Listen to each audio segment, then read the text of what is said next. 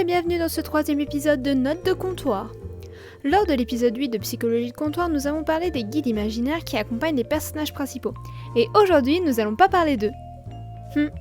Un peu décevant, je sais. Mais ne partez pas, on va quand même parler de quelque chose en lien avec cet épisode. Pour ceux qui n'auraient pas vu l'épisode 8, je vous invite à aller le voir avant de regarder ce note de comptoir. Mais comme à mon habitude, je vais tout de même faire un résumé du sujet. Les guides imaginaires sont des personnages qui évoluent en fonction d'un autre personnage. Vu qu'ils font partie de l'imagination du personnage principal, ils n'évoluent que si le personnage a de nouvelles informations qui vont changer les choses pour son évolution personnelle.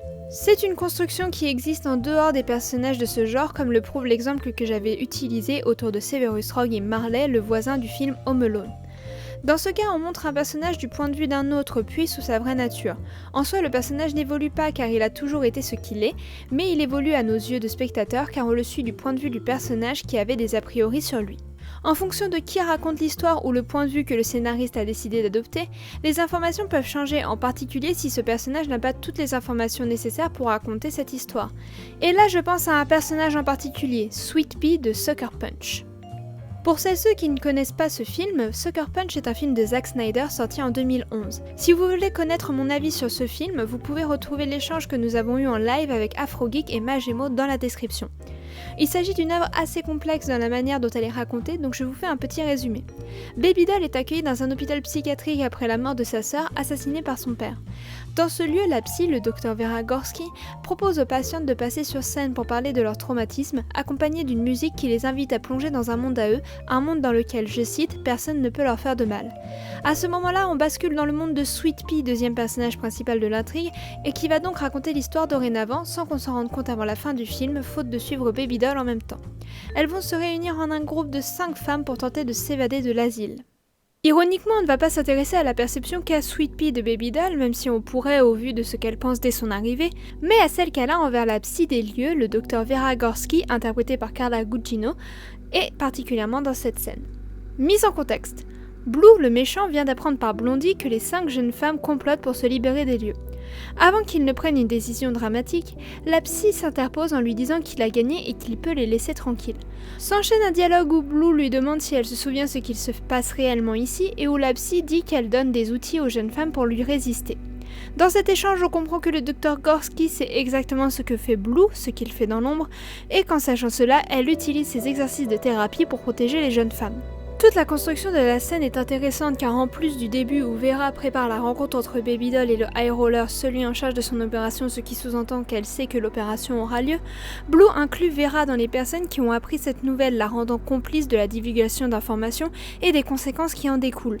Malgré tout, même si Vera semble complice et soumise aux décisions qui sont prises par Blue, ici ou à d'autres moments dans l'asile/cabaret, son comportement et ses réponses au directeur montrent un instinct maternel et de protection envers les jeunes femmes dont elle a la charge. Cependant, lorsque l'on revient à la réalité de Baby Doll à la fin du film, après l'opération du High Roller, le docteur Gorski semble totalement à l'extérieur de ça.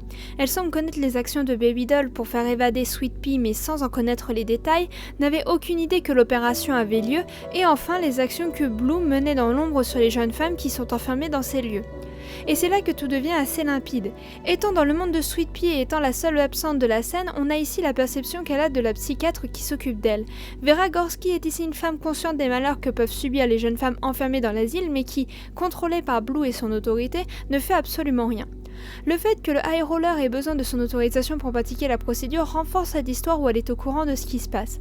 Mais son instinct maternel la pousse à donner des armes pour lui résister et à ne pas céder, sans que ce soit une action concrète qui pourrait les mettre plus en danger. L'histoire est racontée par une personne qui n'est pas présente dans la scène à ce moment précis et qui imagine ce qui aurait pu arriver basé sur les informations que l'autre personnage présent sur les lieux lui transmet. Du coup, le comportement des personnages, ici le Dr Gorski, dépend de la perception que le personnage qui raconte l'histoire a de ces personnes. En conséquence, en tant que spectateur, il est assez difficile de savoir si les propos rapportés reflètent la réalité ou non. C'est aussi le cas lorsqu'un protagoniste raconte une histoire de son point de vue, comme Raphaël lorsqu'il demande Jane pour la première fois en mariage, ou une histoire qu'il a vécue mais que les personnages qui écoutent n'ont pas vécue, comme Black Pig qui raconte la fois où il aurait sauvé Blackbeard d'une attaque. Dans les deux cas, on a une histoire racontée par un personnage qui visualise un autre d'une certaine manière, ce qui influe la manière dont il perçoit une situation et donc comment il va la raconter. En conséquence, voilà ce qu'il vous faut pour bien construire tous les personnages impliqués.